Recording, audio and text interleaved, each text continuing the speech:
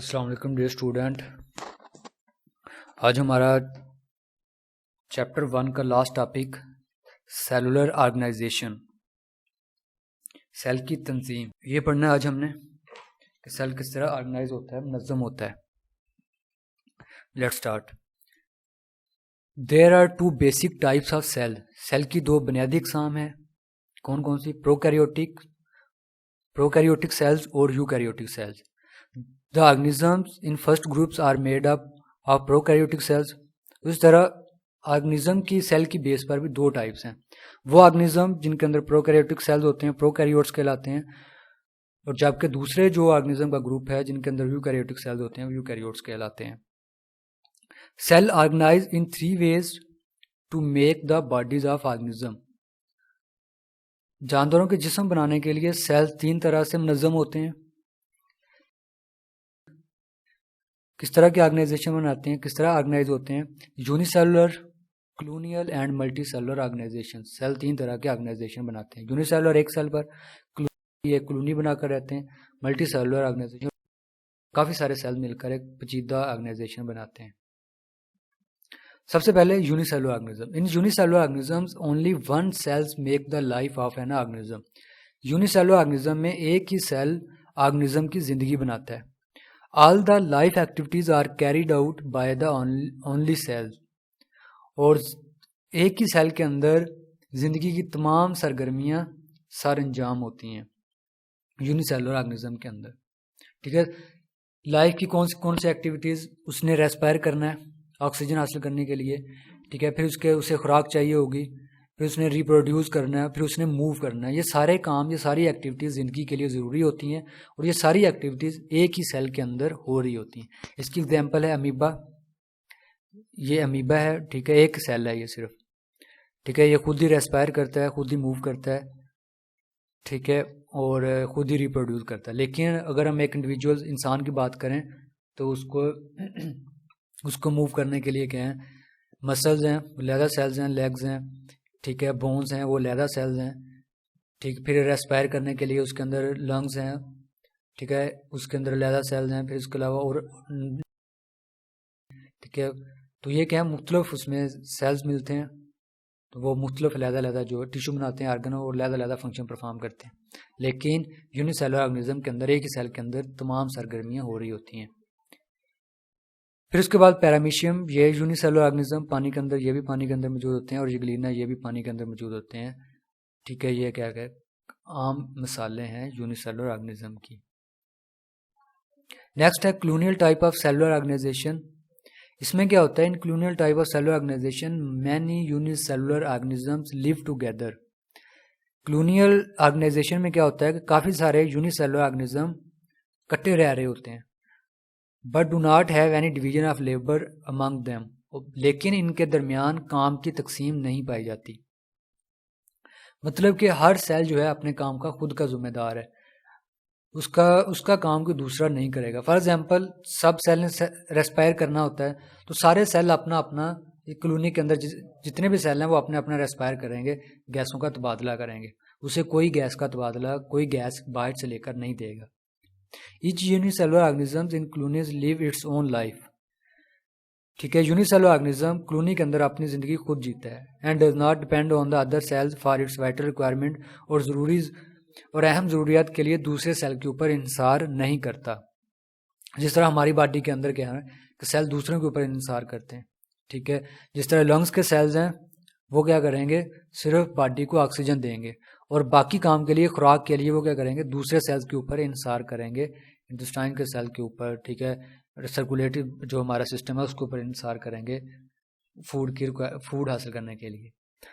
इसकी एग्जांपल है colonial organization की Volvox is a green alga found in water that show colonial organization. Volvox जो है ये एक ग्रीन एल्गा एल्जी है जो पानी के अंदर मौजूद होती है, और ये क्या करती है? क्लोनियल ऑर्गेनाइजेशन बनाती है। Hundreds of Volvox cells make a colony. एक कॉलोनी के अंदर जो है सैकड़ों वोल्वक्स सेल्स होते हैं, और सारे वो एक कॉलोनी के अंदर अपना अपना काम कर रहे होते हैं, ठीक है। ये है एक कॉलोनी है, ये सारी एक कॉलोनी है, और इसके अंदर ये सेल्स हैं, ये एक सेल्स है, ये दूसरा सेल्स है, ये तीसरा सेल्स है, ये चौथा, पांचवा, छठा। तो ये कह रहे हैं एक कॉलोनी बनाकर रह रहे हैं, इकट्ठे रह रहे हैं, और सारे क्या है इसमें अपना अपना काम जो है वो खुद कर रहे हैं। ठीक है, कॉलोनी बनाने का फ़ायदा ये होता है कि इसको कोई शिकारी जो है इनको जल्दी शिकार नहीं कर पाता, फिर इस तरह इन्हें खुराक ढूंढने में आसानी होती है। इस मकसद के लिए क्या करते हैं, ये कॉलोनी बनाते हैं। बाकी के काम ये खुद, हर सेल अपना काम खुद कर रहा होता है। फिर उसके बाद है multicellular organization. In multicellular organization cells are organized in the form of tissues, organ and organ system. Multicellular organization में क्या होते हैं, सेल्स इकट्ठे होकर, मनज़्ज़म होकर टिश्यूज, ऑर्गन और ऑर्गन सिस्टम बनाते हैं। इसकी एग्जांपल्स है मल्टी सेलुलर ऑर्गेनाइजेशन के ऑर्गेनिज्म की, फ्रॉग, मेंढक एंड मस्टर्ड प्लांट, सरसों का पौधा are the familiar examples of multicellular organizations. ठीक है, फिर इसके बाद multicellular organization, mustard plant, इसको मजीद हम देख लेते हैं। इसके मस्टर्ड प्लांट, इसका साइंटिफिक नेम है ब्रासिका कैम्पेस्ट्रिस। ये आप लोगों ने अच्छे से याद करना है, पेपर के पॉइंट ऑफ व्यू से बड़ा इंपॉर्टेंट है। It's sown in winter and it's produce seed at the end of winter. ये सर्दियों में बोया जाता है और सर्दियों के आखिर में ये सीड, बीज पैदा करता है। The plant bodies is used as vegetable. ठीक है, मस्टर्ड प्लांट की इंपॉर्टेंस क्या है, ये शॉर्ट क्वेश्चन, बड़ा इंपॉर्टेंट शॉर्ट क्वेश्चन है। मस्टर्ड प्लांट की जो बॉडी, प्लांट बॉडी है, वो सब्जी के तौर पर इस्तेमाल किया जाता है। जिस तरह साग बनाया जाता है वो मस्टर्ड प्लांट की बॉडी से बनता है। And its seed are used for extracting oil, और इनके बीज से ऑयल निकाला जाता है, सरसों का ऑयल, मुख्तलिफ मकसद के लिए उसे इस्तेमाल किया जाता है। The organs of the body can be divided into 2 groups on the basis of their functions. और बॉडी के ऑर्गन को 2 हिस्सों में तकसीम किया गया है, किस चीज़ को बेस बनाकर, उनके काम की बुनियाद पर उसके ऑर्गन को, बॉडी के ऑर्गन को 2 हिस्सों में तकसीम किया गया। एक है वेजिटेटिव ऑर्गन, दूसरे हैं रिप्रोडक्टिव ऑर्गन। वेजिटेटिव ऑर्गन में कौन कौन से हिस्से आते हैं, root, stem, branches and leaves are the vegetative organs. ठीक है, इसकी जड़ें, तने और शाखें और पत्ते जो हैं वो ये वेजिटेटिव ऑर्गन्स हैं। We do not take part in the sexual reproduction of the plant, जो प्लांट की अमले तलीद में हिस्सा नहीं लेते। ठीक है, ऐसे ऑर्गन जो प्लांट के अमले तलीद में हिस्सा नहीं लेते वो कहलाते हैं वेजिटेटिव ऑर्गन्स। और कौन कौन से हैं, root, stem, branches and leaves. दूसरे जो हैं flowers are the reproductive parts of the plant. ठीक है, because they take part in sexual reproduction and produce fruit and seed. और जो फ्लावर्स जो हैं ये प्लांट के, मस्टर्ड प्लांट के रिप्रोडक्टिव हिस्से हैं, जो क्या करते हैं, सेक्सुअल रिप्रोडक्शन में हिस्सा लेते हैं और पैदा करते हैं, फल पैदा करते हैं, और इसके अलावा क्या करते हैं, बीज पैदा करते हैं। ठीक है, मस्टर्ड प्लांट के ये 2 हिस्से हैं, वेजिटेटिव ऑर्गन्स और रिप्रोडक्टिव ऑर्गन्स या पार्ट्स। ठीक है, ये इसका डायग्राम, इसमें ये फ्लावर हैं इसके, ये इसका रिप्रोडक्टिव पार्ट है जो येलो कलर के। बाकी का जो सारा का सारा पार्ट जो है ये वेजिटेटिव है। इसमें पत्ते हैं, इसमें ब्रांचेस जो हैं ये इसकी, फिर इसके अलावा इसकी रूट्स और इसका स्टेम जो है। ठीक, ये है इसके वेजिटेटिव पार्ट। नेक्स्ट है फ्रॉग, मेंढक। फ्रॉग का साइंटिफिक नेम राना टिग्रीना। ठीक है, इसमें सेम इसी तरह आप लोगों ने लिखना है, अंडरलाइन करना है इसे। और इस वर्ड का पहला लेटर जो है वो कैपिटल, और सेकंड वर्ड का जो पहला लेटर है वो स्मॉल।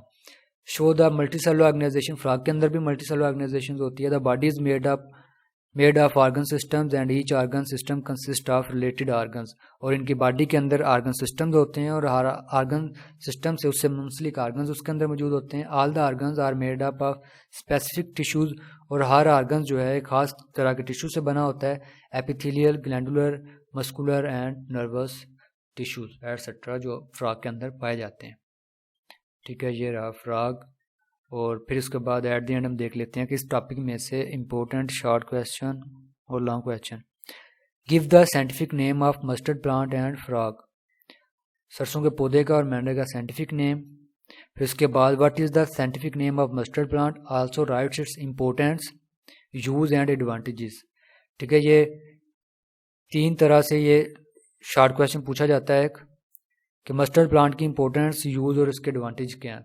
इसका आंसर एक ही बनेगा कि मस्टर्ड प्लांट के पत्ते जो हैं सब्जी के लिए, वेजिटेबल के तौर पर इस्तेमाल होते हैं, और इसके जो बीज हैं उनसे ऑयल निकाला जाता है। ठीक, यही इसका आंसर है। फिर उसके बाद define unicellular organism with examples. ठीक है, ये यूनिसेलुलर ऑर्गेनिज्म और उसकी मिसाल दोगे आप लोग, जिस तरह पैरामीशियम, यूग्लिना हमने पढ़ा, अमीबा वगैरह। फिर इसमें लॉन्ग क्वेश्चन, ठीक है, इसमें बाज़ दफ़ा लॉन्ग क्वेश्चन भी आ जाता है इसमें, जिसे भी आप लोगों ने अच्छे से तैयार करना है। अल्लाह।